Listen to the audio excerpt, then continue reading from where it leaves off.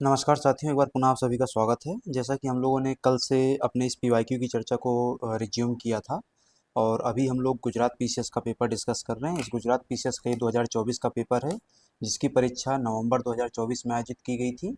इसमें अभी हम लोगों ने कल 20 प्रश्नों की चर्चा कर ली थी। टोटल जो प्रश्न हैं वो इसमें 200 हैं, मतलब एग्जाम में टोटल 300 प्रश्न थे। उसमें से हमारे काम के फूड साइंस के मात्र 200 प्रश्न हमारे काम के हैं। बाकी जो 100 प्रश्न हैं उनके अपने जनरल नॉलेज के हैं। उनका जो जनरल नॉलेज का सिलेबस वो हमारे जनरल नॉलेज के सिलेबस से मैच नहीं करता है, इसलिए हम उसको कवर नहीं कर रहे हैं। ठीक है, आप में से जो लोग भी तैयारी कर रहे हैं, यदि चाहते हैं कि वो प्रैक्टिस करना चाहते हैं टेस्ट सीरीज के माध्यम से, तो वह जॉब्स वाला की इस टेस्ट सीरीज को ज्वाइन कर सकते हैं। जॉब्स वाला की इस टेस्ट सीरीज को ज्वाइन करने के लिए आपको जॉब्स वाला की एप्लीकेशन गूगल प्ले स्टोर से डाउनलोड करनी पड़ेगी। उसकी लिंक आपको इसी वीडियो के डिस्क्रिप्शन में मिल जाएगी। चालू करते हैं हमारे आज की इस चर्चा को। आज की इस चर्चा में आज का जो पहला प्रश्न है पेपर का 121वां प्रश्न, हमारी चर्चा का आज का पहला प्रश्न। ठीक है, इसमें है कि which enzyme is responsible for the production of flavour end of order of food and vegetables. ठीक है, निम्नलिखित में से कौन सा एंजाइम उत्तरदायी होता है फलों के स्वाद को खराब करने के लिए और फलों की सुगंध को खराब करने के लिए कौन सा एंजाइम उत्तरदायी होता है। ठीक है, तो फलों और सब्जियों की खराब गंध और खराब स्वाद के लिए जो उत्तरदायी एंजाइम माना जाता है वो कौन सा माना जाता है? Lipo oxygenase. ठीक है, वापस से देखो ऐसा क्यों है, जो भी फल हैं, है ना, इसको इस प्रश्न को दूसरे तरीके से समझने का प्रयास करो। यदि तुमको एक क्वेश्चन आता है कि जो फलों का फ्लेवर होता है और फलों का जो ऑर्डर होता है वो किसकी वजह से होता है, ऑप्शन है कार्बोहाइड्रेट, प्रोटीन, फैट, एंजाइम। तो उस समय तुम्हारा आंसर क्या होगा? फैट होगा, है ना, कि जो फलों का फ्लेवर होता है, फलों का जो स्वाद होता है वो किसकी वजह से होता है? फैट कंपोनेंट की वजह से होता है। अब वापस से कि यदि फैट कंपोनेंट क्या हो जाए, खत्म हो जाए, फैट कंपोनेंट क्या हो जाए, डिग्रेड हो जाए, फैट कंपोनेंट में कोई समस्या हो जाए, तो फिर उसका क्या हो जाएगा? ऑर्डर और टेस्ट क्या हो जाएगा? खराब हो जाएगा। अब वो जो फैट कंपोनेंट खत्म होगा वो किसकी वजह से होगा भाई? लाइपो ऑक्सीजनेज एंजाइम की वजह से होगा, जो उसको क्या कर देगा? फैट को हाइड्रोलाइज कर देगा। क्या कर देगा? उसको हाइड्रोलाइज कर देगा। कौन सा फैट रहता है? पॉली अनसैचुरेटेड फैटी एसिड्स रहते हैं। कौन रहते हैं? पॉली अनसैचुरेटेड फैटी एसिड्स रहते हैं। उसमें भी बेसिक एग्जांपल के तौर पे कौन रहता है? लिनोलेइक एसिड और लिनोलेनिक एसिड। ठीक है, तो क्या होगा? ये जो पर्टिकुलर एंजाइम है, लाइपो ऑक्सीजनेज एंजाइम है, वो क्या करता है? यहाँ पे डिग्रेडेशन कर देता है फैटी एसिड्स का। कौन से fatty acids? PUFA, poly unsaturated fatty acids का। और उस डिग्रेडेशन की वजह से क्या हो जाता है? इनका फलों का और वेजिटेबल्स का जो ऑर्डर रहता है, जो फ्लेवर रहता है, वो क्या हो जाता है? ठीक है, ऑफ हो जाता है, खराब हो जाता है। ठीक, ये ध्यान में रखना है आपको।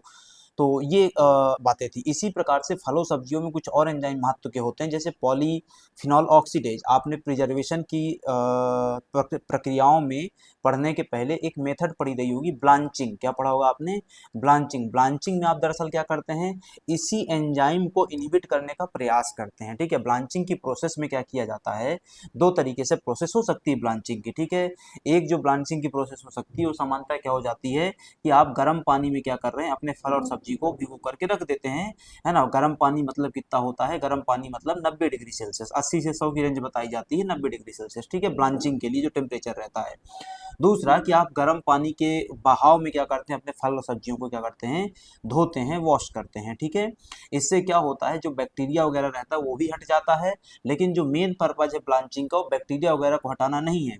ब्लांचिंग का जो मेन पर्पज है वो क्या है? पॉलीफिनॉल ऑक्सीडेज एंजाइम को क्या करना? इनएक्टिवेट करना। क्यों?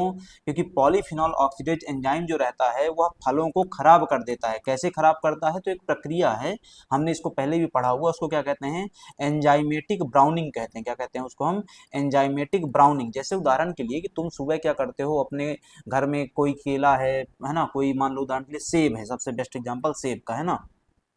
तुमने क्या किया? सेब को सुबह क्या कर दिया? काट करके रख दिया, आधा खा लिया, आधा काट करके रख दिया। ठीक है, ये सोच कर कि इसको शाम को दोपहर को कभी खा लोगे। लेकिन जब तुम दोपहर में उसको खाने के लिए उठाते हो तो पूरा का पूरा जो सेब है ऊपर से क्या हो जाता है? काला पड़ जाता है, भूरा पड़ जाता है, एग्जैक्टली, है ना। ब्राउनिंग आ जाती, भूरापन आ जाता है। क्यों आया?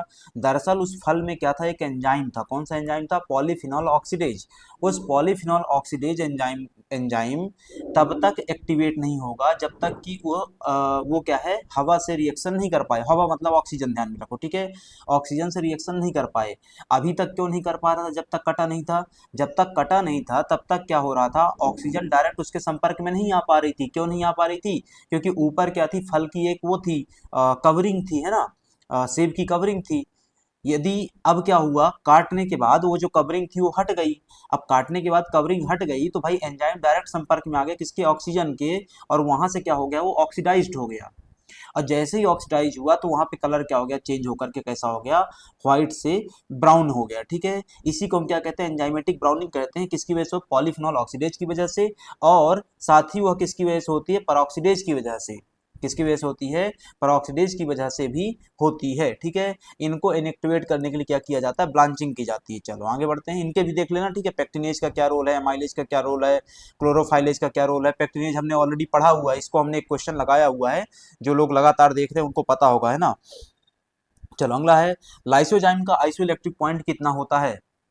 What is the isoelectric point of lysozyme.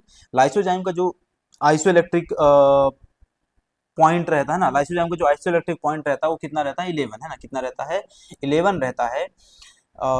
वापस से कि ये जो आइसोइलेक्ट्रिक पॉइंट वाली चीज एग्जैक्टली क्या है ना। तो isoelectric point is a pH, है ना। It is a pH eight which the net electrical charge of the molecule is 0। किसी भी कंपाउंड का, है ना, किसी भी कंपाउंड का, किसी भी एंजाइम का, अब लाइसोजाइम की तुम बात करते हो, है ना। लाइसोजाइम है तो क्या एक एंजाइम है, लेकिन दूसरे तरीके से देखें इसको तो एक कंपाउंड ही है।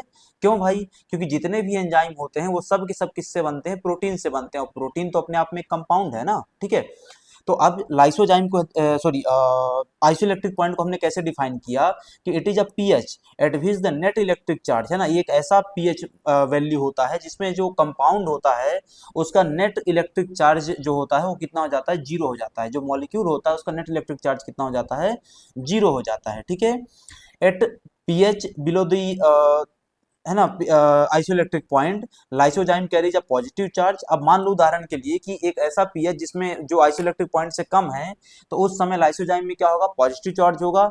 और एक ऐसा पीएच, है ना, एक ऐसा पीएच जो आइसोइलेक्ट्रिक पॉइंट से ज्यादा है, मतलब 11 से ज्यादा है, तो उस समय लाइसोजाइम में क्या होगा, निगेटिव चार्ज होगा। तो आइसोइलेक्ट्रिक पॉइंट क्या हुआ, 11 हुआ। क्या मतलब होता है 11 का, 11 का मतलब होता है कि ये वो तापमान है जब उस मॉलिक्यूल में, मतलब कि लाइसोजाइम में नेट जो इलेक्ट्रिक चार्ज रहता है वो कितना रहता है, 0 रहता है। ना पॉजिटिव ना निगेटिव, एकदम न्यूट्रल। वापस से कि जब तुम क्या करोगे, आइसोइलेक्ट्रिक पॉइंट से पीएच को ज्यादा बढ़ा दोगे तो निगेटिव चार्ज हो जाएगा, और कम कर दोगे तो पॉजिटिव चार्ज हो जाएगा। इसी प्रकार से कुछ चीजों के आपको आइसोइलेक्ट्रिक पॉइंट पता होने चाहिए। जैसे केसिन का कितना होता है, 4.6 होता है। वॉल्ब्यूमिन का कितना होता है ना। वॉल्ब्यूमिन क्या है, एल्ब्यूमिन का एक प्रकार है जो कि अंडे का प्रोटीन है। ठीक है, एग व्हाइट है, सफेद जर्दी, है ना। हिंदी में उसको क्या कहते हैं, एग व्हाइट को सफेद जर्दी कहते हैं। खैर, उसका आइसोइलेक्ट्रिक पॉइंट कितना होता है, 4.7। जिलेटिन का कितना होता है, 7 to 9 की रेंज में रहता है। It depends on type of the gelatin, है ना। इसके अलावा मोस्ट ऑफ द एंजाइम्स का जो आइसोइलेक्ट्रिक पॉइंट रहता है वो 4 to 7 की रेंज में क्या करता है, फॉल करता है। ठीक है, अगला, which of the following disease is caused by the protein deficiency. कौन सी बीमारी प्रोटीन के कमी की वजह से होती है। ठीक है, देखो प्रोटीन की कमी की वजह से होने वाली बीमारियों को हम क्या कहते हैं, पीईएम कहते हैं ना। प्रोटीन प्रोटीन इफिशियंसी मेटाबॉलिज्म, है ना। कि भाई प्रोटीन क्या हो रहा है, कम पड़ रहा है, मेटाबॉलाइज नहीं हो रहा है, तो प्रोटीन की कमी हो गई है। उसकी वजह से जो दो बीमारियां होती हैं, उसमें एक बीमारी को हम क्या कहते हैं, क्वाशियोरकर कहते हैं, जो कि तुम्हारा अभी आंसर है। और दूसरी बीमारी क्या कहा जाता है, मरास्मस कहा जाता है। इन दोनों में मेजर डिफरेंस क्या है समझने के लिए, है ना। क्वाशियोरकर जो बीमारी होती है वो प्रोटीन की, सिर्फ और सिर्फ प्रोटीन की डिफिशियंसी की वजह से होती है, वापस से। और दूसरी बीमारी आती जो मरासमस, वो प्रोटीन और कैलोरी दोनों की डिफिशियंसी उसमें शामिल रहती है। वापस से क्या डिफरेंस हुआ, ये क्वाशियोरकर है, ये मरासमस है। ठीक है, हमने कहा यहाँ पे सिर्फ प्रोटीन की डिफिशियंसी होगी, यहाँ पे प्रोटीन के साथ साथ कैलोरी की डिफिशियंसी होगी। मतलब यहाँ पे तुमको प्रॉपर खाना मिलता है लेकिन खाने में प्रोटीन नहीं है।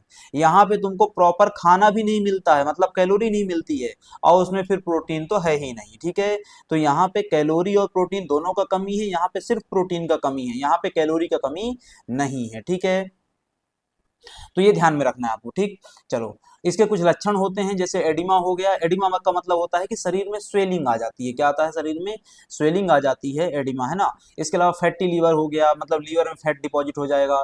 ग्रोथ रिटार्डेशन हो गया, है ना, ग्रोथ आपकी नहीं हो पाएगी। मसल वेस्टिंग हो गया, है ना। तो ये सब चीजें उसके वो हैं, सिम्टम है। मरासमस हमने पीछे ऊपर ऊपर डिस्कस किया, है ना, कि caused by deficiency of both protein and calories, हमने ऊपर बात करी थी उसके लेकर के।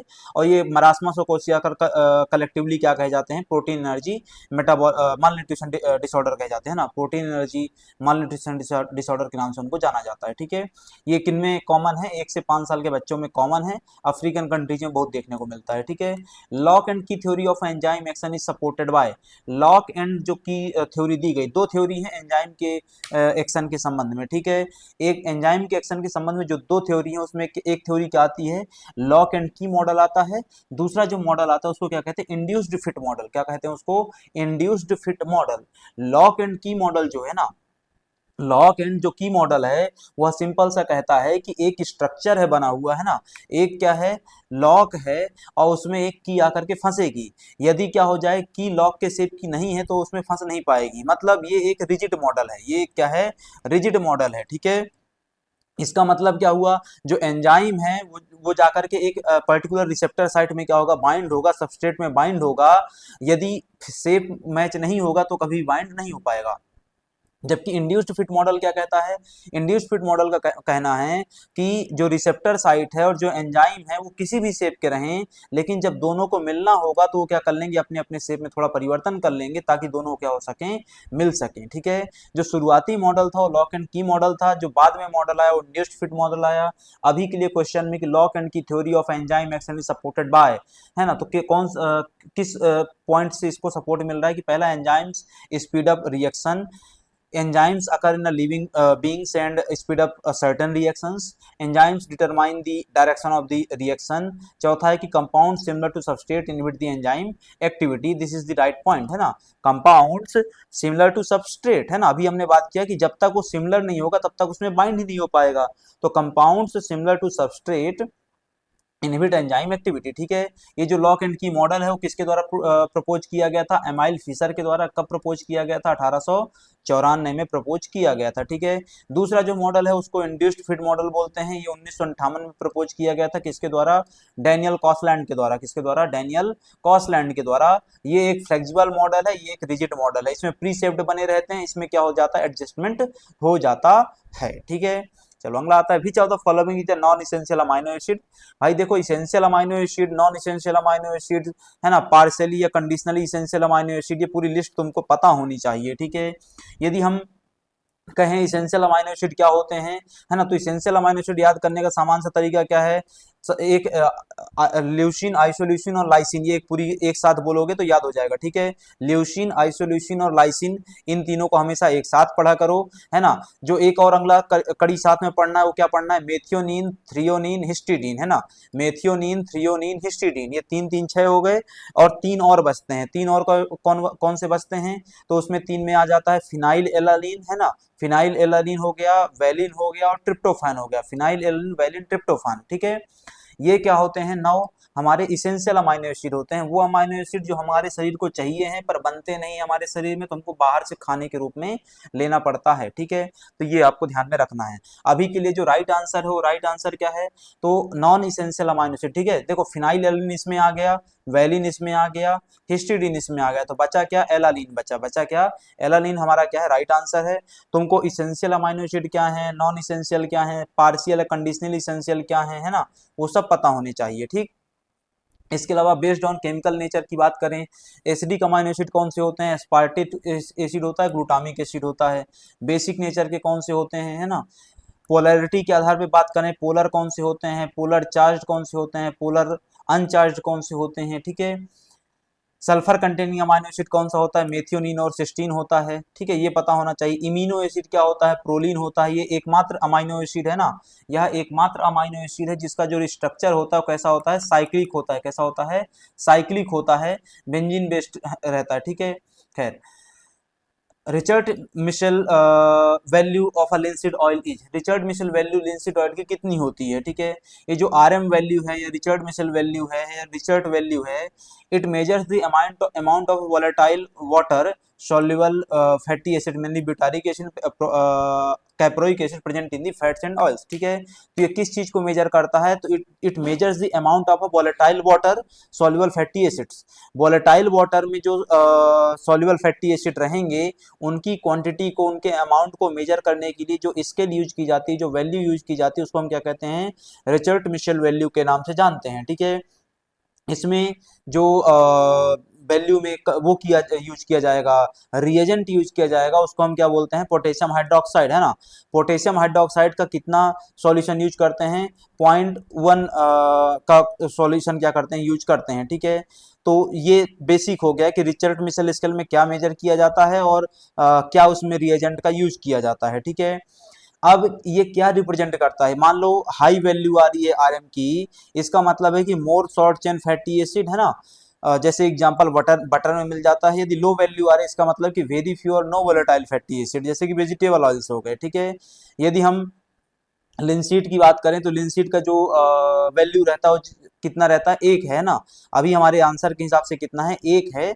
जबकि वो कई बार क्या करता है, रेंज में वेरी करता है, 0 to 1 की रेंज में, बट आंसर में हमारे क्या देना है, एक देना है। क्यों? क्योंकि भाई आंसर में यही सही फिट बैठ रहा है, ठीक है। इसके अलावा कुछ और चीजों की यहाँ पे आरएम वैल्यू दी हुई है, उसको भी आप ध्यान में रखें। बटर की कितनी होती है ना, घी की कितनी होती है, पाम ऑयल जो आप खाते हैं उसका कितना होता है, नारियल का तेल का आरएम वैल्यू कितना होता है, कैस्टर ऑयल का कितना होता है, मस्टर्ड ऑयल का कितना होता है, ठीक है। ये ध्यान में रखना है आपको। अगला है एक पोर्टल है, ठीक है, एक सिस्टम बना हुआ है, centralised public grievance redress and monitoring system. ये एक्टिव है, अभी भी आप इसको सर्च करेंगे इंटरनेट में, भारत सरकार का बना हुआ है, सीपी ग्राम्स के नाम से चलता है। किसके नाम से? सीपी ग्राम्स के। तो क्वेश्चन ये है कि निम्नलिखित में से कौन सा मामला केंद्रीय लोक शिकायत निवारण एवं निगरानी प्रणाली में लिया जा सकता है, ठीक है। पहला है सब्जुडिश केसेस, कि जो भी न्यायालयों में संबंधित मामले हैं उनको ले लिया जाएगा। दूसरा कि any subject related to service delivery, है ना। तीसरा आ जाता है आपका इसी में, वो है पर्सन्स एंड फैमिली डिस्प्यूट्स। चौथा आ जाता है आरटीआई मैटर्स, ठीक है।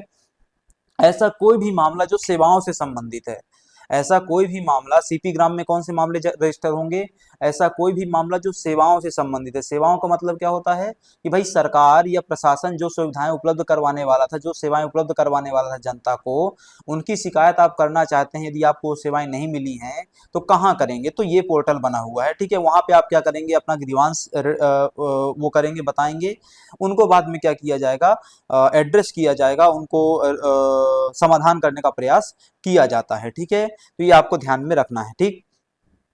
चलो अगला आता है कोजिक एसिड क्या है। कोजिक एसिड दरअसल क्या है, एक सेकेंडरी मेटाबोलाइट है ना। कोजिक एसिड क्या है, एक सेकेंडरी मेटाबोलाइट है। उसी प्रकार से जैसे अफ्लाटॉक्सिन होता है, अल्फा टॉक्सिन होता है, आदि आदि। बस अंतर क्या है, अफ्लाटॉक्सिन अल्फा टॉक्सिन जो जितने भी होते हैं, ये सब क्या होते हैं, टॉक्सिक होते हैं, जहरीले होते हैं, ठीक है, आपके शरीर में बीमारी कॉज करते हैं। लेकिन कोजिक एसिड सेकेंडरी मेटाबोलाइट है, और उसी प्रकार से मिलता है जिस प्रकार से अफ्लाटॉक्सिन मिलते हैं हमको, है ना, अल्फा टॉक्सिन मिलते हैं एग्जैक्टली। और उसी प्रकार से फंगस से उसको क्या किया जाता है, निकाला जाता है। बस अंतर क्या है कि ये टॉक्सिक नहीं होता है, बस अंतर क्या है, ये टॉक्सिक नहीं होता। बट अभी के लिए राइट आंसर क्या है, an acid produce during carbohydrate metabolism, no. अब माइकोटॉक्सिन, ठीक है, माइकोटॉक्सिन क्या होते हैं, है ना। तो हर वो सेकेंडरी मेटाबोलाइट जो फंगस से प्रोड्यूस होता है ना। यहाँ पे फंगस में भी कौन सी फंगस रहती है, प्राइमरली मोल्ड रहता है ना। खैर, तो मतलब फंगस दो प्रकार की रहती है based on their number of cells, mould और ईस्ट, है ना, पढ़ा होगा मेरे ख्याल से। तो फंगस जो रहती है उससे जो हमको सेकेंडरी मेटाबोलाइट मिलता है उसको हम माइकोटॉक्सिन बोलते हैं। कोजिक एसिड एक क्या है, माइकोटॉक्सिन है, ठीक है। कोजिक एसिड क्या है, एक माइकोटॉक्सिन है, जो कहाँ से आता है, अस्परजिलस ओराइस से आता है।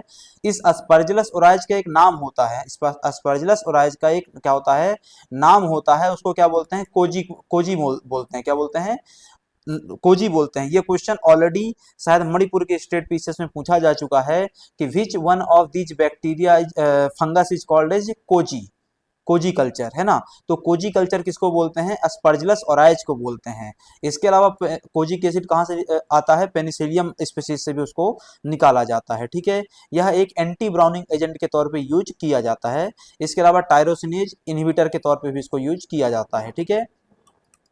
इसके अलावा कुछ और एसिड यहाँ पे दिए हुए हैं जो नॉन टॉक्सिक होते हैं, है ना। ग्लूकोनिक एसिड आपका हो गया, है ना, citric acid, itaconic acid, lactic acid, fumaric acid, enzymes, आदि आदि आदि, वो एक बार देख लीजिएगा। फिर चौथा, फॉलोइंग इसेंशियल फैटी एसिड, निम्नलिखित में से कौन सा एक इसेंशियल फैटी एसिड की श्रेणी में रखा जाता है।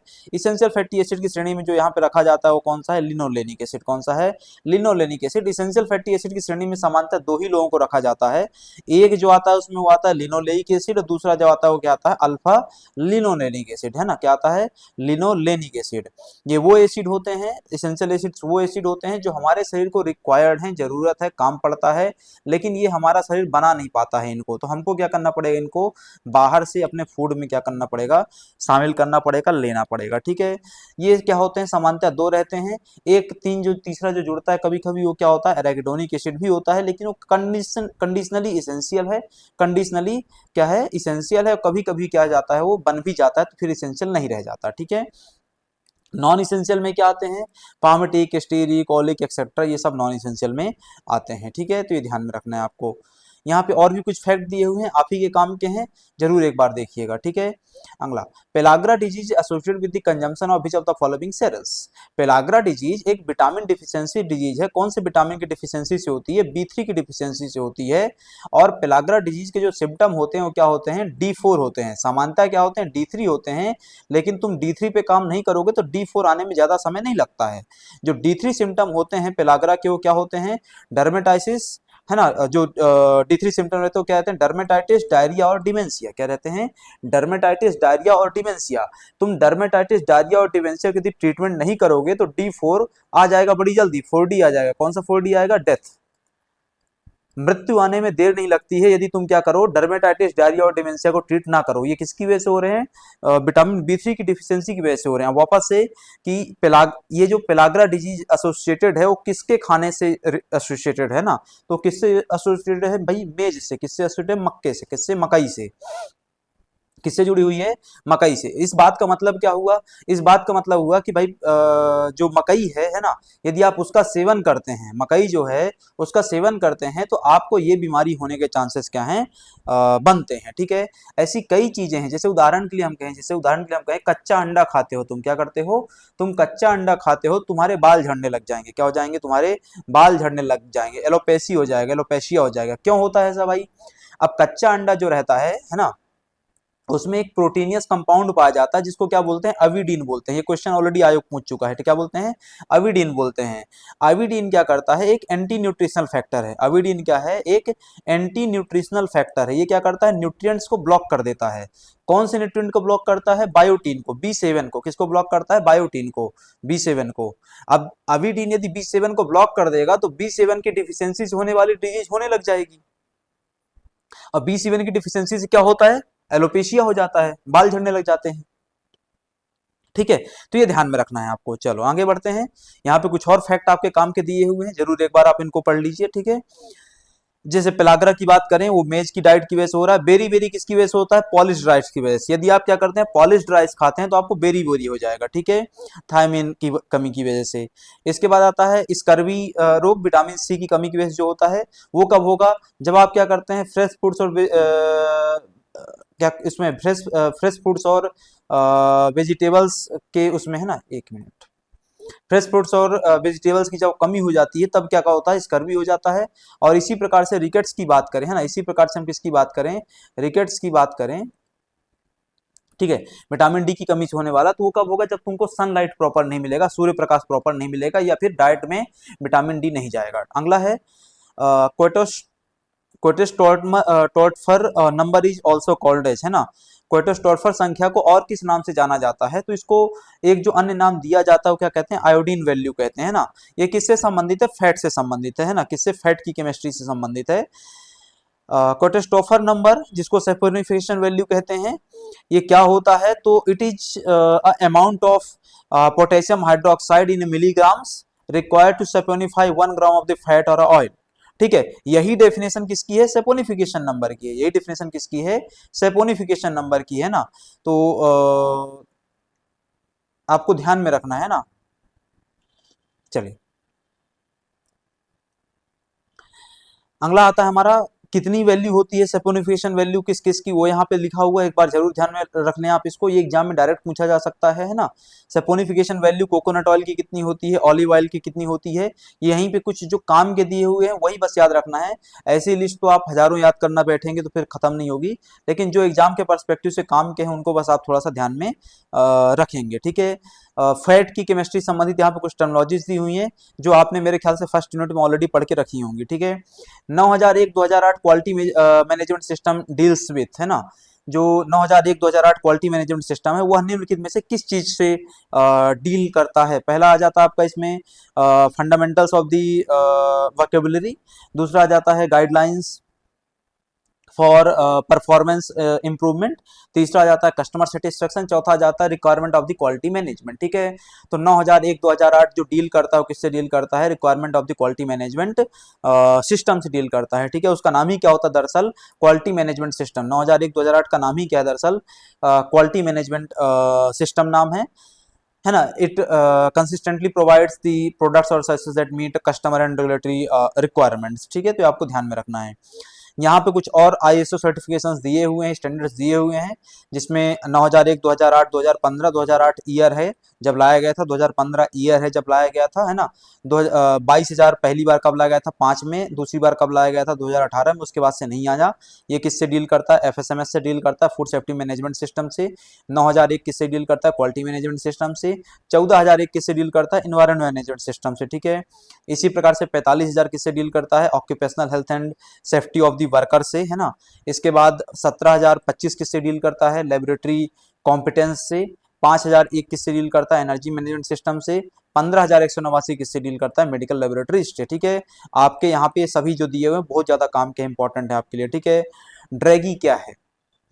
अगला क्वेश्चन है, ड्रैगी क्या है? ड्रैगी एक कन्फेक्शनरी प्रोडक्ट है। ड्रैगी क्या है? एक कन्फेक्शनरी प्रोडक्ट है।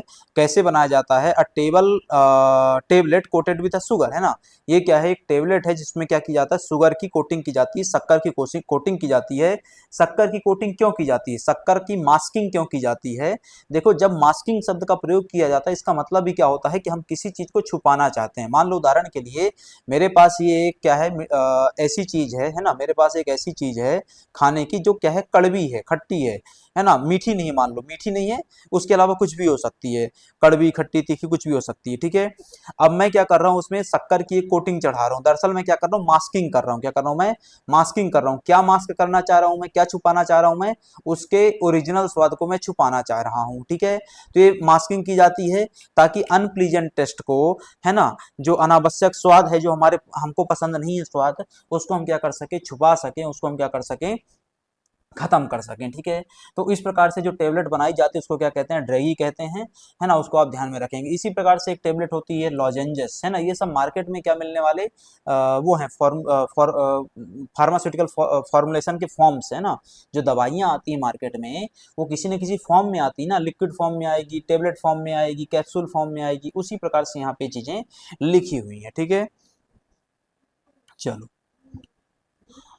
The particle size of a functional ingredient in a fondant cream should be less than, है ना। फॉन्डेंट क्रीम जो रहती है उसमें पार्टिकल साइज कितने से कम होना चाहिए? तो फॉन्डेंट क्रीम में पार्टिकल साइज जो है वो 35 माइक्रोमीटर से कम होना चाहिए। कितने से? 35 माइक्रोमीटर से क्या होना चाहिए? कम होना चाहिए। शुगर क्रिस्टल्स जो रहते हैं, है ना, वो कितने से कम होने चाहिए? 20 माइक्रोमीटर से कम होने चाहिए। कितने से कम होने चाहिए? शुगर क्रिस्टल्स 20 माइक्रोमीटर से कम होने चाहिए। ठीक है, अगला, where is the national codex contact point NCCP of India regulated? जो NCCP है उसको भारत में कौन रेगुलेट करता है? फसाई रेगुलेट करता है। यह कॉडेक्स एलिमेंटरीज कमीशन का इंडियन आर्म है ना। ये क्या है? कॉडेक्स एलिमेंटरीज कमीशन का इंडियन आर्म है, जो सेटअप किया गया फसाई के द्वारा, रेगुलेट किया जाता है फसाई के द्वारा। कहाँ है? नई दिल्ली में। कहाँ पर है? नई दिल्ली में Codex national codex contact point को स्थापित किया गया है। ठीक है, और ये कहाँ पर है? नई दिल्ली में। जहां फसाई का ऑफिस है वहीं NCCP का भी ऑफिस है। एक अलग से कमरा इसको अलॉट कर दिया गया है। वो कहाँ है? FDA भवन में। कहाँ पर है? FDA भवन में। ठीक है, कॉडेक्स की स्थापना कब की गई थी? 63 में की गई थी। दो संस्थानों ने मिलकर के की थी। फाओ ने पहले स्थापित किया था, WHO ने बाद में उसको रिकॉग्नाइज किया था, है ना। इनकी बैठकें कहाँ होती हैं? हमेशा सामान्यतः, है ना, हमेशा नहीं, सामान्यतः रोम में, और या फिर कहाँ पे होती हैं? जिनेवा में। कहाँ पर होती हैं?